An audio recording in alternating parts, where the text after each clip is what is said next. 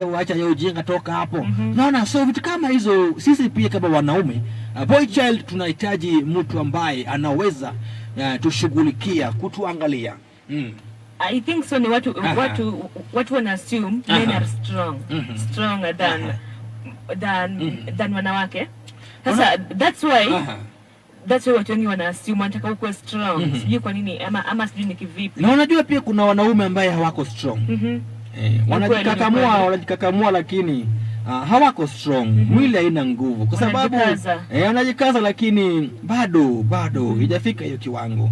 Juu anaona anajaribu lakini ni ukweli mimi sijaweza kuona mtu ambaye amesimama ama mwanaume ambaye amesimama.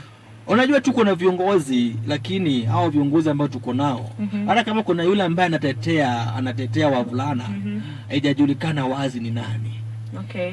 Lakini kwa wasichana, kwa girl child, hata kama hakuna yule ambaye anawatetea live lakini kitu kifanyika utashtukia kuna mtu mahali amejitokeza anasaidia. Kuna mtu mahali ndio huyo amejitokeza anasaidia. Lakini mbona hawa watu wajitokeze pia wasaidie pia wanaume?